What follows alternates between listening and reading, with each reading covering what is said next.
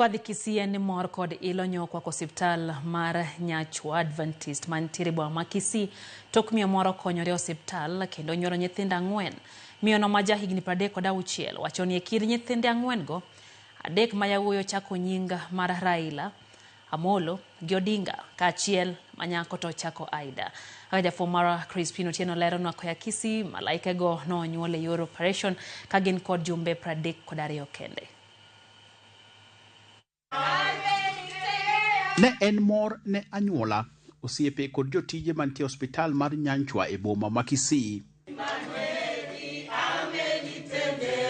Achiel kuom jotije mantie hospital ni okelo welo ma ok gin mapile. Ven Nyanchoka, mama mane onge kod paro ni chieng' moro ne oyud nyithindo 4, koro ni kod mor e chunye.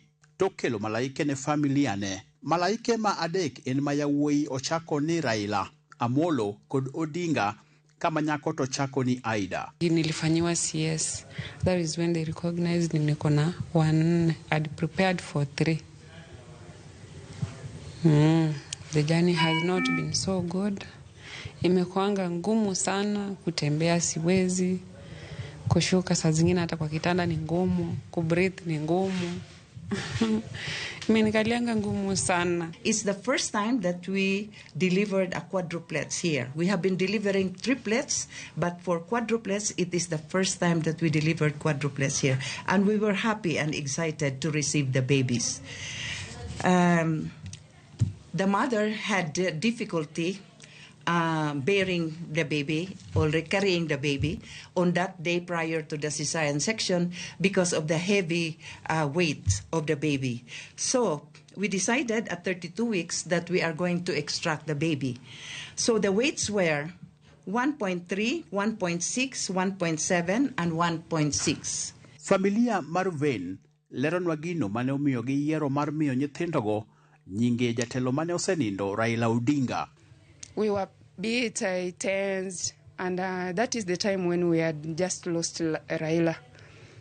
We were just mourning Raila, our hero, and then Doc made a decision that my sister goes in for a cesarean section, and wow, it was 4 babies. So I was like, Raila has come back with such a big swing. They came not 1, not 2, but 3. Raila, Amollo, and Odinga. And then there was this surprise baby, a baby girl, the tiniest. We decided to name her Aida. Ven leronwa ni magi oken nyithinde mokuongo. Motelo ne ma bende noseyudo rude. Kwa maana mimi kwa kuzaa mara 2 niko na watoto 6. Niko na twins wa kwanza na niko na quadruplets wote wakiwa 6. Si Mungu ni mwema.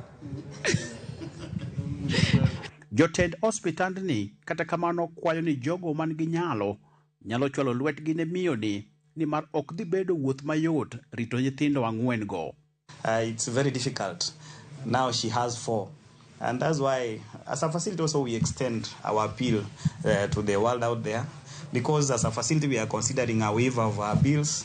Anybody willing to come in and be able to assist her in whichever way to take care of the kids will be much appreciated. Crispino Tieno, Ramogi TV, Kisii.